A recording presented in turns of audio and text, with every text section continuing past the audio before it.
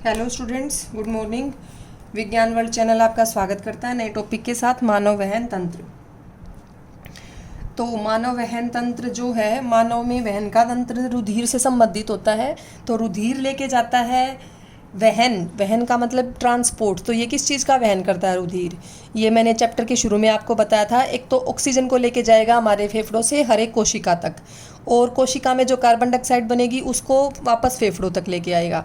और जो भोजन हमने खाया है, भोजन को अंतड़ियों से, आंतों से कहाँ तक लेके जाएगा? हर एक कोशिका तक। और कोशिकाओं में जो भी उत्सर्जय, जो भी बेकार के जो पदार्थ बनेंगे उनको उत्सर्जित करने के लिए लेके जाएगा ये हमारी किडनी, जो कि हमारे गुर्दे हैं। तो उत्सर्जन तंत्र में भी वर्ज्य पदार्थों को ये उधर लेके जाता है, रक्त वर्ज्य पदार्थों को। तो ये हम वहन तंत्र पढ़ने जा रहे हैं। तो जो वहन तंत्र है स्टूडेंट्स, वहन तंत्र के होती हैं 3 घटक होते हैं इसके मुख्यतः। तो कौन कौन से 3 घटक होते हैं? एक तो इसमें आएगा रुधिर, रुधिर के बारे में हम पढ़ेंगे। दूसरा इसमें आएंगी रुधिर वाहिकाएं, कि वो नलियाँ जिनके अंदर से रुधिर चलता है, रुधिर जिनमें चलेगा, रुधिर वाहिकाएं। ठीक है। तीसरा हम इसमें पढ़ेंगे हृदय, हृदय का चित्र भी पढ़ेंगे, हृदय का काट दृश्य देखेंगे, अंदर से काट के उसको देखेंगे तो कैसा दिखाई देता है। तो ये है हमारे 3 घटक हैं वहन तंत्र में। तो तीनों को एक एक करके हम करेंगे। अब आता है रुधिर सबसे पहले। तो जैसे रुधिर की बात करें तो रुधिर का कैसा रंग होता है सबको पता होगा। रुधिर का होता है लाल रंग, तो हम भी लाल रंग का इस्तेमाल कर लेते हैं। तो रुधिर में क्या क्या होता है? रुधिर में 2 चीज़ें होती हैं मुख्यतः। कौन कौन सी? एक तो होता है प्लाज्मा। क्या होता है? प्लाज्मा। एक होती हैं रक्त कोशिकाएं, रुधिर कोशिकाएं भी बोल सकते हैं। कोशिकाएं हैं और प्लाज्मा है। तो जो कोशिकाएं हैं कौन कौन सी होती हैं? एक तो होती हैं आरबीसी, एक डब्ल्यूबीसी, एक होती हैं प्लेटलेट्स। कौन सी होती हैं? प्लेटलेट्स, प्लेटलेट्स, ये होगी प्लेटलेट्स।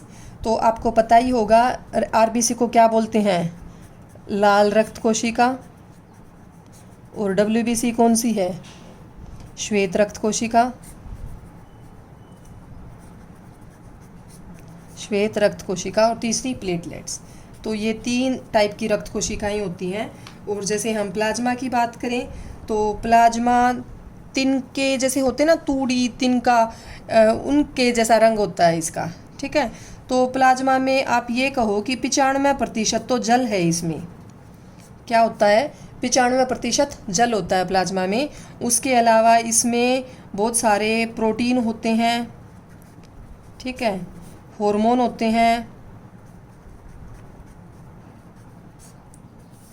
और भी बहुत सारे खनिज लवण होते हैं, एक्सेट्रा। इस प्रकार की चीज़ें हैं इसके अंदर, प्लाज्मा के अंदर। मतलब रुधिर जैसे पानी जैसा दिखता है ना, कि भाई पतला है, तरल है, तो वो तरलता आती है प्लाज्मा की वजह से। और रक्त कोशिकाएं तो बस उसमें गिरी हुई होती हैं, आरबीसी, डब्ल्यूबीसी, प्लेटलेट्स उसमें पड़ी हुई हैं।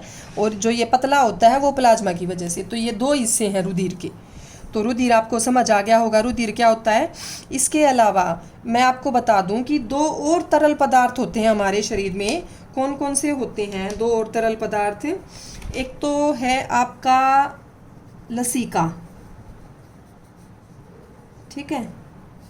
क्या होता है? लसीका। लसीका कोई पढ़ लीजिए आप। तो लसीका ऐसा तरल पदार्थ है जो बिल्कुल प्लाज्मा जैसा ही होता है, लेकिन आप इसमें क्या कहेंगे कि थोड़े से जो प्रोटीन है। तो लसीका और प्लाज्मा में एक मेन अंतर यही होता है कि जो इसमें प्रोटीन है वो कम मात्रा में प्रोटीन होंगे, प्रोटीन थोड़ा होगा। और जो डब्ल्यूबीसी है यहाँ बिल्कुल भी नहीं थी, यहाँ पे डब्ल्यूबीसी भी प्रेजेंट होती हैं, उपस्थित होती हैं, श्वेत रक्त कणिकाएं। ठीक है। तो वो लसीका में होती हैं, प्रोटीन कम होता है। बाकी ये बिल्कुल ही प्लाज्मा जैसा है, कोई खास अंतर नहीं है इसमें। अब प्लाज्मा तो रुधिर में होता है, तो रुधिर किस में से चलता है? रुधिर वाहिकाओं में चलता है। लेकिन जो लसीका है, लसीका की अलग से लसीका वाहिकाएं होती हैं। क्या होती हैं लसीका की? अलग से लसीका की नलियाँ होती हैं अपनी, जिन्हें क्या बोलते हैं? लसीका वाहिकाएं। ठीक है। उसमें से जाता है ये। और लसिका का जो मुख्य काम है वो इसका होता है कि एक तो ये वसा को और एक जो वर्ज्य पदार्थ बनेंगे हमारे शरीर में उनका वहन करता है। वसा का और वर्ज्य पदार्थों का इनका क्या करेगा, वहन, इनको लेके जाएगा। तो ये अलग से तंत्र है, पूरा लसिका तंत्र बोलते हैं जिसे। और ये लेकिन बाद में जाके ये रुधिर में वाले सिस्टम में ही जुड़ जाता है, किसी ना किसी धमनी में, शिरा में, किसी ना किसी शिरा में जाके खुल जाता है, लसिका वाला तंत्र है। तो ये इसका काम ये है। प्रोटीन इसमें कम है। और एक ख़ास बात मैं आपको बताऊं, ये होता है रंगहीन होता है, ये रंगहीन। ठीक है, कैसा होता है ये, रंगहीन होता है। इसका मैंने बताया था तिनके जैसा कलर होता है, स्ट्रा बोलते हैं, तिनके जैसा रंग होता है इसका। ये होता है रंगहीन, कोई रंग नहीं होता। तो ये जो लसिका है आपकी, जैसे मैं कोशिकाएं दिखा रही हूँ कि ऐसे कोशिकाएं हैं आपके शरीर की। तो कोशिकाओं से जो बाहर की जो जगह होती है जिसको बोलते हैं, कोशिका से बाहर का जो द्रव होता है उसके अंदर, वहाँ से बनता है ये लसिका। ठीक है, अंतरकोशिकीय जगह बोलते हैं इसको, कि कोशिकाओं के बीच में है ये अंतरकोशिकीय स्थान, या अवकाश भी कह देते हैं। ठीक है, अंतरकोशिकीय जो स्थान है वो, इसमें ये होता है लसिका। क्या होता है इसमें, लसिका होता है। और यहाँ से फिर ये लसिका यहाँ बनता है, यहाँ से फिर ये लसिका वाहिकाओं में चला जाता है। ठीक है, कहाँ चला जाएगा, लसिका वाहिकाओं में। और लसिका वाहिकाएं कहीं ना कहीं जो शिराएं होती हैं, रुधिर वाहिकाएं होती है एक प्रकार की, रुधिर वाहिकाओं में जाके खुल जाता है, जुड़ जाते हैं दोनों तंत्र, लसिका तंत्र भी और रुधिर वाला तंत्र भी। तो ये भी एक प्रकार का क्या है, आपका जो तरल पदार्थ है, द्रव है एक प्रकार का। और प्लाज्मा और लसिका, ये दो है हमारे पास द्रव। उसके बाद आता है हमारी रुधिर वाहिकाएं।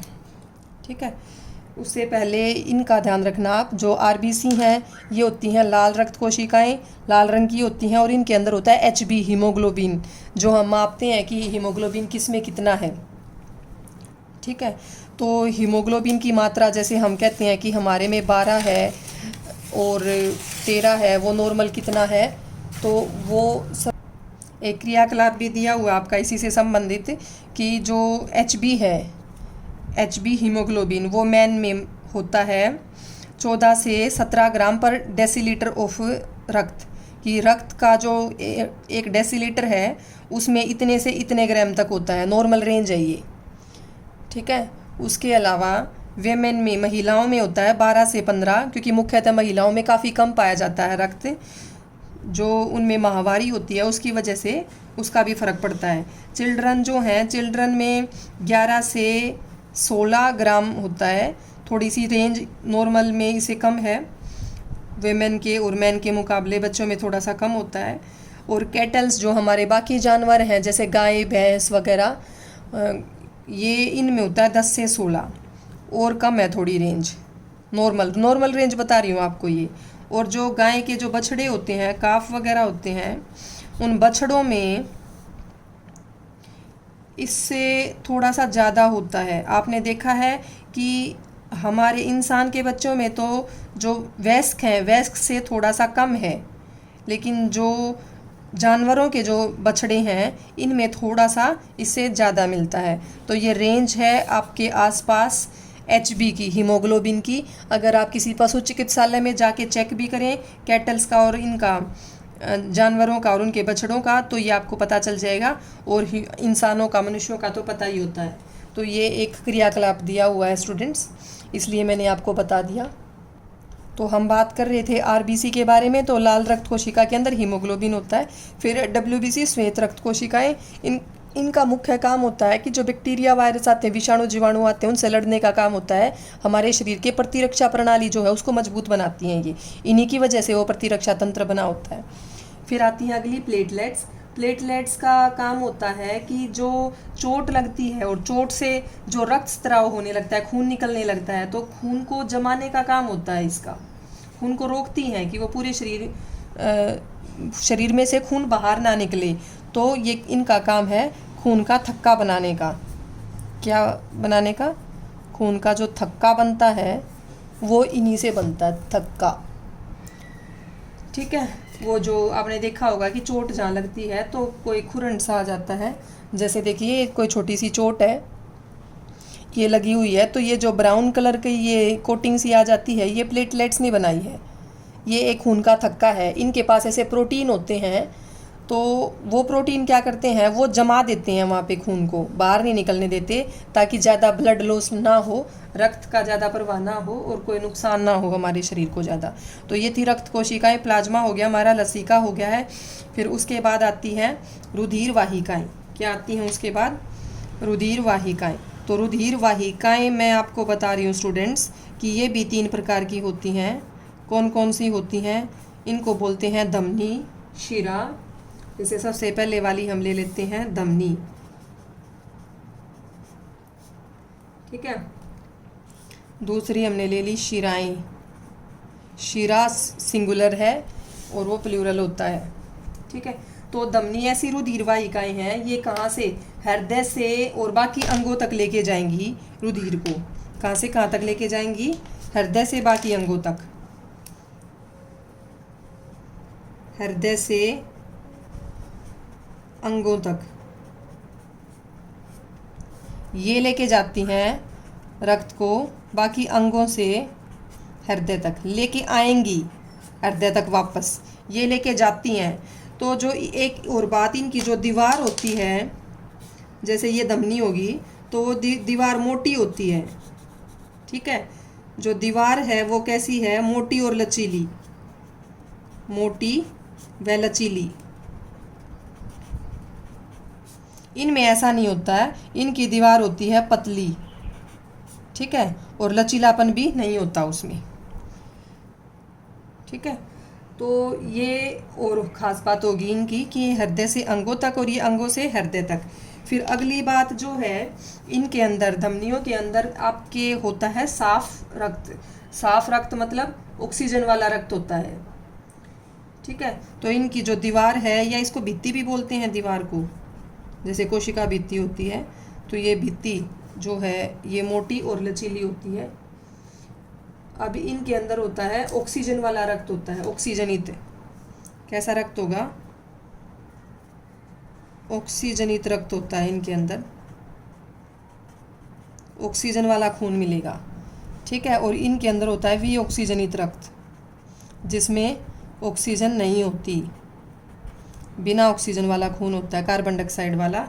ठीक है, इसी वजह से जो है ये हम दिखाते हैं, धमनी होती हैं लाल रंग की और ये होती हैं नीले रंग की। आपने देखा होगा कि जो जैसे ये है, मैं अपना हाथ दिखा रही हूँ, तो ये नीले रंग की जो दिखती हैं ये शिराएं हैं, यही वेन्स, शिराएं हैं ये नीले रंग की। और ये नीला रंग इसी वजह से है क्योंकि इस रक्त, इनमें शिराओं में कार्बन डाइऑक्साइड वाला रक्त होता है। कैसा होता है? कार्बन डाइऑक्साइड वाला रक्त होता है। ऊपरी हिस्सों में शिराएं होती हैं शरीर के, त्वचा के आसपास, और ये धमनियाँ होती हैं अंदर की ओर, ताकि अंगों में अच्छे से ये रक्त को पहुंचा सके। ठीक है, तो ब्लड का भी जो सैंपल भी लेते हैं वो इन्हीं से लेते हैं रक्त को। तो इनमें विऑक्सीजनित होता है कार्बन डाइऑक्साइड वाला रक्त, तो ये कार्बन डाइऑक्साइड वाला रक्त होता है इनके अंदर। ठीक है, तो ये आपको समझ आ गया होगा ऑक्सीजनित। और अब आगे हमें एक हम सॉरी आपको दिखाई नहीं दिया, अब देख लीजिए। धमनी जो है हृदय से अंगों तक लेके जाएगी, ये अंगों से हृदय तक लेके जाएगी, वापस लेके आती हैं। और जो धमनी की जो भित्ति होती है वो मोटी और लचीली होती है, ये पतली होती है इनकी भित्ति, और लचीलापन नहीं होता ज़्यादा। धमनी में लाल रंग का रक्त होता है, इनमें नीले रंग का होता है। विऑक्सीजनित रक्त होता है इनके अंदर, क्योंकि कार्बन डाइऑक्साइड होती है, यहाँ पे ऑक्सीजन वाला रक्त होता है इनके अंदर। ठीक है, अब हम बात करें कि जो ये होती हैं शिराएं, शिराओं में होती हैं वाल्व। क्या होती हैं शिराओं में? वाल्व होती हैं। वाल्व होती हैं कि जो जैसे रुधिर है वो दूसरी दिशा में प्रवाहित ना हो। कैसे? ऐसे लिख देते हैं हम इसको अलग से। क्या होती है शिराओं में? शिराओं में होती हैं वाल्व। ठीक है। तो इनमें वाल होती है। वाल का मतलब है कि रक्त जो है उल्टी दिशा में ना चला जाए। भाई रक्त जा रहा है अंगों से हृदय की ओर जा रहा है, तो वो वापस उल्टी दिशा में ना चलने लगे, क्योंकि ज़्यादा दाब प्रेशर नहीं होता इनमें। इनमें जो खून चलता है रक्त, उसमें ज़्यादा प्रेशर नहीं होता, लेकिन जो धमनी में चलता है वो काफ़ी प्रेशर से चलता है। जो हृदय हमारा काफ़ी दाब से उसको रक्त को फेंकता है, तो इसलिए इनमें वाल की ज़रूरत नहीं है, एक ही दिशा में अपने आप ही जाएगा। इनमें उस दूसरी दिशा में जाने से, उल्टी दिशा में जाने से रोकने के लिए वाल होती हैं, और यहाँ पे वाल नहीं होती। तो ये हो गया हमारा धमनी और शिराएँ। कई बार इनको दोनों को जोड़ने के लिए और छोटी छोटी नलियाँ होती हैं, जिनको केशिकाएँ बोलते हैं। क्या बोलते हैं जिन्हें? तीसरी प्रकार की रुधिर वाहिकाएँ हैं। क्या कहेंगे उन्हें? केशिकाएँ कहेंगे। केशिकाएँ होती हैं। अब केशिकाएँ धमनी में से निकलती हैं छोटी छोटी, ताकि शरीर के हर कोशिका तक, हर बारीक अंग तक वो रक्त को पहुंचा सकें। और फिर वो बहुत छोटी छोटी केशिकाएँ जुड़ के शिराओं में चली जाती हैं, शिराओं में वो जुड़ जाती हैं, ठीक है। CO2 वाले ब्लड को, रक्त को ले जाती हैं इसमें। तो केशिकाएँ दोनों प्रकार की होती हैं, धमनी वाली केशिकाएँ भी और शिराओं वाली केशिकाएँ भी, ठीक है। तो ये हो गया हमारा रुधिर वाहिकाएँ।